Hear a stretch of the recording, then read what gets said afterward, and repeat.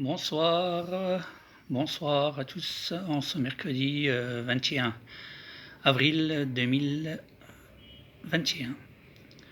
Donc sur cette vidéo, je vais à nouveau vous parler de ce qui se passe criminellement, je dis bien criminellement, un peu partout en France, à Strasbourg aussi, bien sûr, étant donné que je suis originaire de Strasbourg.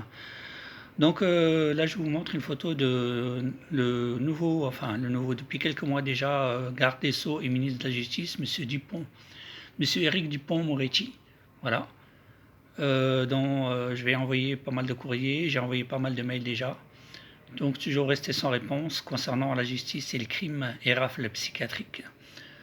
Donc voilà un de ses anciens livres qu'il a écrit avant qu'il ne soit ministre de la Justice. Recordement des acquittements aux assises, Éric Dupond-Moretti aurait eu un peu trop tendance, selon ses détracteurs, à faire relaxer ses clients.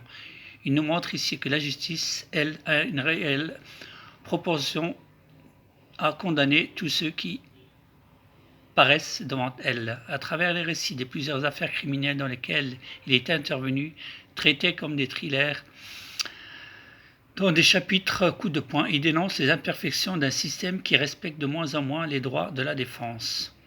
Oubli délibéré de la présomption d'innocence, comme si juger consistait surtout à prouver la culpabilité. Écoute tout azimut, atteinte non justifiée à la vie privée, communication impulsive, intempestive à la presse qui influence les publics, sans doute les jurés. Ruse procédurale qui tord le cou au déroulement équitable du procès. S'ensuit une guerre de plus en plus dure entre la magistrature et les avocats qui ont assez d'être traités à leur tour comme des suspects, sans compter tous les citoyens sans peur et sans reproche qui croyaient jusqu'ici qu'il suffisait face à un tribunal d'avoir la conscience tranquille.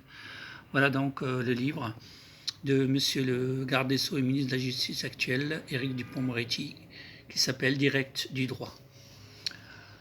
Concernant donc mon affaire dont je vous ai parlé sur plusieurs vidéos, j'avais contacté tous les députés et voici l'une des seules réponses que j'ai eues, c'est celle de Madame Bénédicte Taurine, qui fait partie de la France Insoumise, donc qui sont uniquement 17 députés sur 577. Bonjour Monsieur Azizi, nous avons bien reçu vos 22 mails ainsi que vos messages téléphoniques. Le sujet sur lequel vous nous alertez est effectivement très grave et nécessite une réaction. Néanmoins, comme vous le savez, les députés bénédictins fait partie du groupe France Insoumise, groupe très minoritaire, 17 députés à l'Assemblée nationale, ce qui donne peu d'occasion d'exprimer. Nous pouvons en revanche poser une question écrite au gouvernement pour porter votre parole et si vous le souhaitez, intégrer vos messages dans le cahier de doléances mis à disposition des citoyens. Je ne vous cache pas que dans le contexte actuel, avec le mouvement des Gilets jaunes, nous sommes sur la brèche en permanence. Comme vous pouvez l'imaginer, nous avons beaucoup de sujets à traiter, tout aussi urgents et importants. Soyez assurés que nous occuperons de votre dossier, mais il faut nous laisser un peu de temps. Je reviendrai vous informer des suites que nous pouvons donner. En vous remerciant pour le travail de lanceur d'alerte que vous avez effectué, je vous prie de croire, Monsieur l'Assurance, de mes sincères salutations. Cordialement, Aurélie Delcros, attachée parlementaire. Voilà un mail que j'ai reçu, donc je vais vous montrer la date, vous allez être mort de rire. C'est le mercredi 16 janvier 2019, et qu'a-t-il fait Madame la députée Bénédicte Taurine? Absolument rien du tout, Voilà, c'est ce qu'on appelle des gens super payés à rien foutre. 577 députés qui sont pratiquement tous au courant des rafles et crimes psychiatriques, mais aucun ne bouge le petit doigt. Je vais vous parler aussi d'une lettre de Madame la Contrôleure générale des lieux de privation de liberté. Voilà, qui dénonce elle aussi ce qui se passe à la clinique psychiatrique de l'hôpital civil de Strasbourg. Voilà, Madame Adeline Hazan. Voilà, un rapport qui date de 2016, malheureusement rien n'a été fait depuis.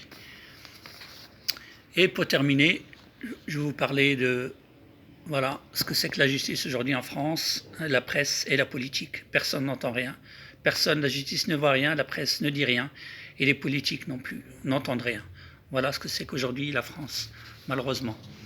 Pour finir, je vous invite à lire un livre de l'avocat Vincent Lecoq, Impunité et justice à deux vitesses. Voilà un très bon livre en ces périodes très troubles du Covid et de ce qui se passe criminellement, j'ai dit bien criminellement en France, avec le silence de la majorité du gouvernement, de l'État français et de nos parlementaires qui savent parler, mentir et se taire.